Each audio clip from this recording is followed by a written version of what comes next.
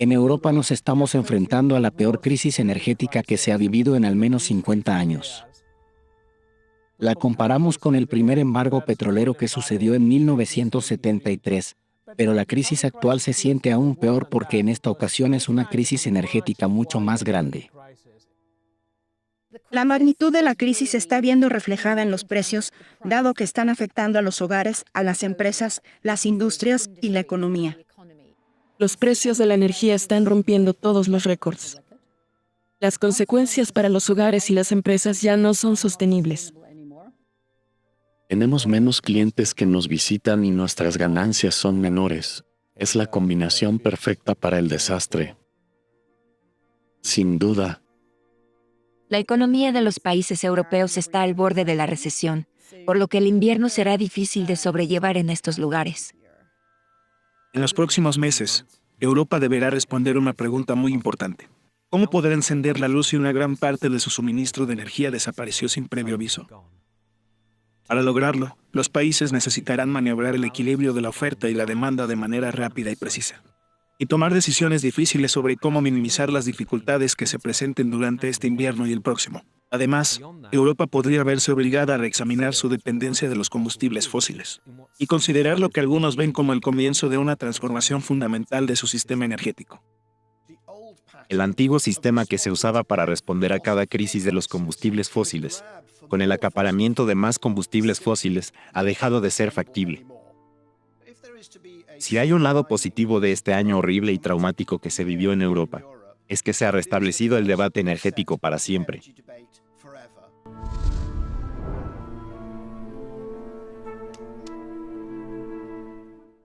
El antecedente del conflicto entre Europa y Rusia sobre el gas se remonta a los años de la Guerra Fría, cuando Rusia era la Unión Soviética.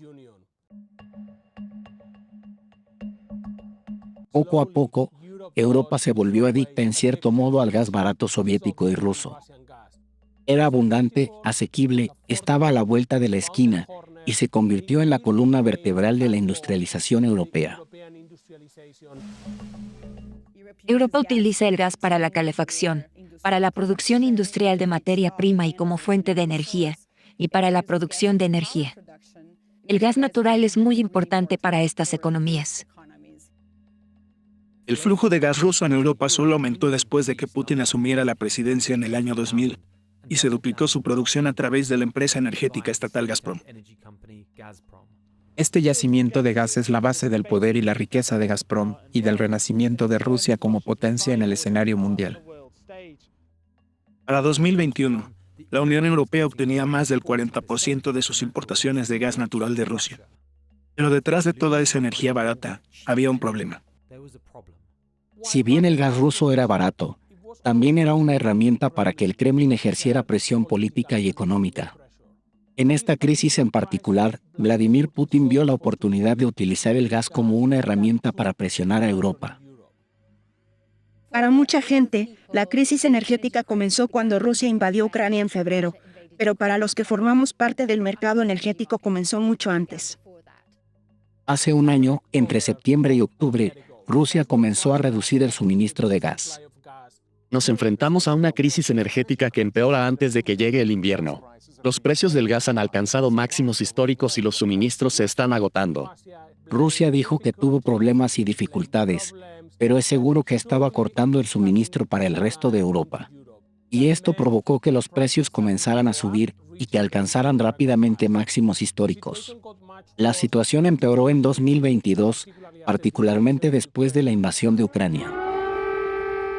Las sirenas antiaéreas en Kiev indican que la invasión a gran escala de un país europeo se está llevando a cabo.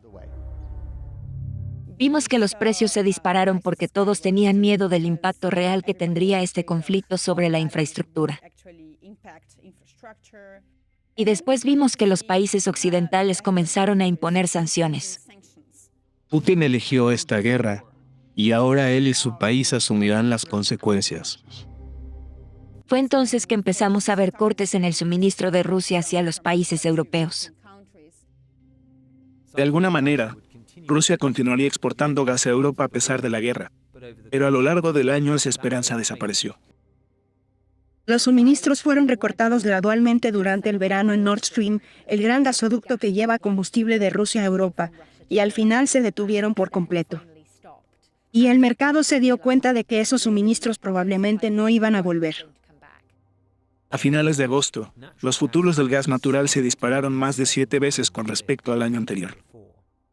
Y después sucedió lo siguiente. Sabotaje en el mar, así llama el presidente Biden a las fugas y explosiones en los gasoductos de Nord Stream. Esto es gas natural, es altamente inflamable y está subiendo a la superficie. No está claro quién llevó a cabo el presunto sabotaje de los gasoductos de Nord Stream y por qué lo hizo. Pero la filtración envió un mensaje inequívoco sobre la vulnerabilidad de la infraestructura energética de Europa. Fue visto como el comienzo de un nuevo capítulo en esta guerra energética. Y entonces todos pensaron, ¿y si no es un gasoducto ruso, sino un gasoducto de Noruega a la Unión Europea que trae suministro de gas desde el Mar del Norte? Por lo tanto, si este gasoducto tuviera alguna fuga o daño, Europa no tendría suficiente gas ni siquiera para sobrevivir el otoño y menos aún el invierno. Actualmente Europa recibirá el invierno con importaciones de energía muy reducidas. El hecho de que algunos países sobrevivan sin cortes de energía severos dependerá de si la oferta y la demanda pueden equilibrarse y de qué tanto frío haga. Para algunos de los ciudadanos más vulnerables puede ser una situación de vida o muerte. Si hay más personas que no pueden permitirse el lujo de calentar sus hogares y pasan frío, los expertos esperan que el número de muertes aumente. Los problemas cardíacos comienzan a presentarse a partir de los 13 grados centígrados. Estos problemas afectan más a los ancianos o a las personas con afecciones existentes. Sin embargo, el frío es peligroso para todos. Y me preocupa la economía europea, la falta de energía, el aumento de las tasas de interés y la enorme energía inflacionaria que esta crisis ha revelado que es tan integral para todo. Con la esperanza de evitar el peor de los casos, los gobiernos europeos están tomando medidas. Y están abordando los dos lados del problema, la oferta y la demanda. Por el lado de la oferta, está tratando de apoderarse de todo el gas que pueda encontrar en el mercado internacional, particularmente de gas natural licuado. Estos son los grandes transportadores de gas que envían gas desde lugares como Qatar y Estados Unidos.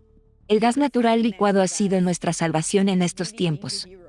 Hemos visto un flujo muy fuerte de gas natural licuado que ingresa a nuestros puertos en nuestras terminales.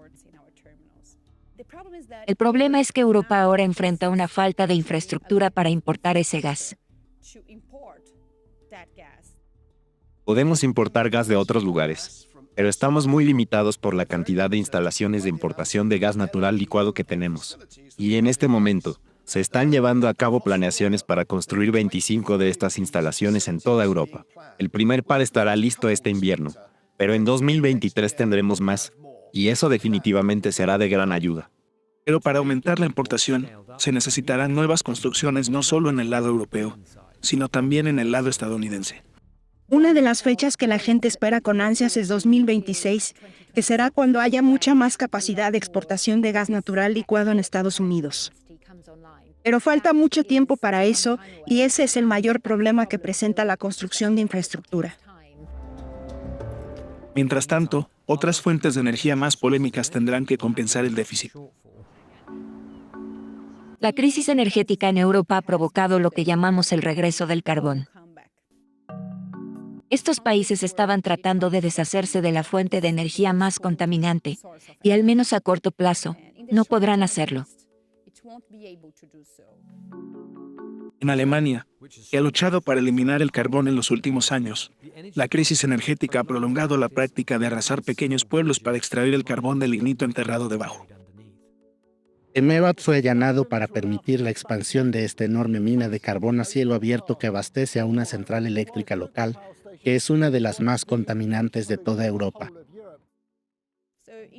Probablemente, a corto plazo veremos un aumento de las emisiones, y esto puede ralentizar los planes para que Europa se vuelva climáticamente neutral. También estamos viendo un regreso nuclear en algunos países. Incluso en Alemania, donde la energía nuclear ha sido un tabú, Ahora el gobierno ha decidido extender la vida útil de las plantas de energía nuclear restantes.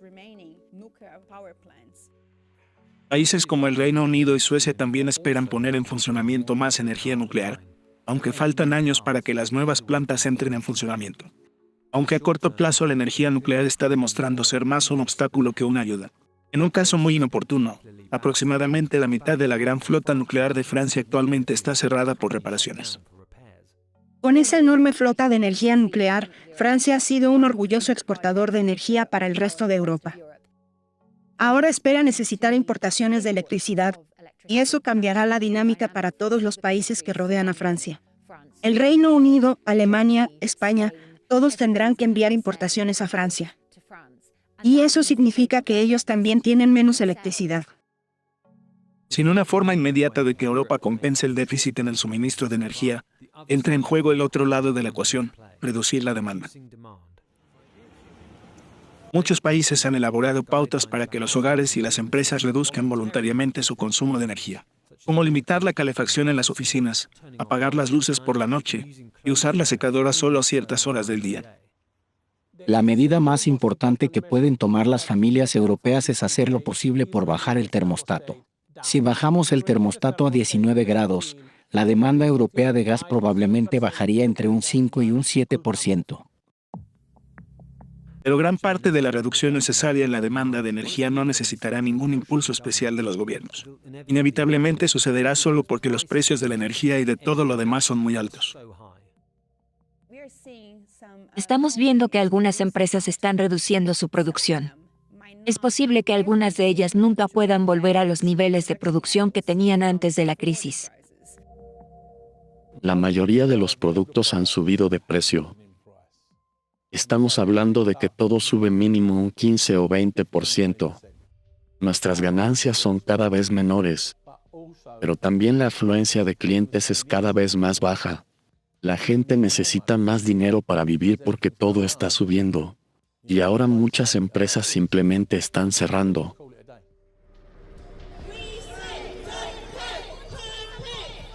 Los europeos sienten la presión adicional cuando llega la factura de la luz, y esto crea una situación económica desesperada para muchas personas de bajos y medianos ingresos. Y además están habiendo protestas por el costo de la vida en toda Europa. ¿Qué significa no pagues la factura de la luz? Queremos que 1 millón de personas estén aquí. Todos los precios están aumentando, los precios de la energía, pero también los precios en las tiendas, por lo que necesitamos mejores salarios. Algunos países han decidido subsidiar parcialmente las facturas de calefacción y electricidad de sus ciudadanos, lo que podría costarle a los gobiernos cientos de miles de millones de euros o libras solo en este invierno.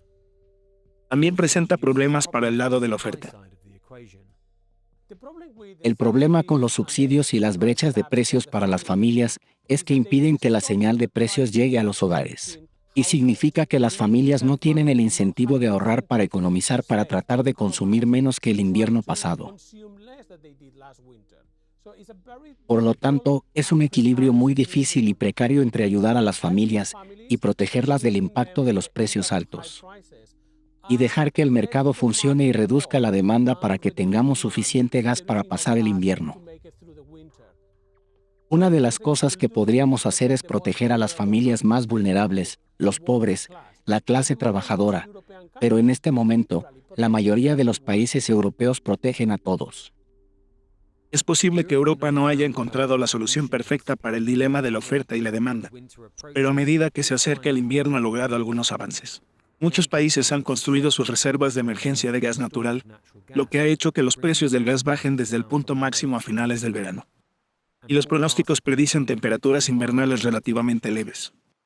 Probablemente Europa podrá pasar el invierno. El problema es lo que sucederá el próximo año en 2023 y el invierno de 2023 y 2024. Sin nada de gas ruso para el próximo año, el siguiente invierno podría ser horrible. Porque no hay suficiente gas en el mercado de gas natural licuado para reemplazar las importaciones de gas ruso durante un año completo. Este es un cambio permanente en la forma en que Europa ha comprado gas, y esto quiere decir que habrá precios de gas y petróleo más altos. Muchos esperan que el cambio pueda empujar a Europa en la dirección que debe tomar, hacia energías más renovables. En vista de la crisis de este año, un empujón hacia las energías renovables. La electrificación y la eficiencia energética es más atractivo que nunca. Lo que estamos viendo durante este año es que los combustibles fósiles no son una forma de tener un sistema energético seguro. En realidad, la energía limpia proveniente de energías renovables también será más segura. No es fácil implementar un sistema seguro de energía limpia, sino que es muy difícil y conlleva mucho trabajo, innovación e inversión, pero sin duda es posible. Las energías renovables ya están ayudando a cambiar el rumbo de las cosas. Un estudio encontró que solo la capacidad eólica y solar que se agregó entre marzo y septiembre le ahorró a Europa el equivalente a 11.000 millones de dólares en importaciones de gas evitadas. Estamos viendo que las autoridades y los gobiernos están aumentando los incentivos para la construcción de plantas de energía eólica y solar más limpias. Y Europa sigue intentando y mantiene su promesa de alcanzar a ser climáticamente neutral a mediados de este siglo. Si bien los combustibles fósiles han impulsado mejoras increíbles en los niveles de vida, también han provocado incontables crisis y guerras. Pero en el pasado no hemos tenido alternativa. Esta vez, tenemos la vista puesta sobre un sistema energético que sea sostenible, asequible y seguro.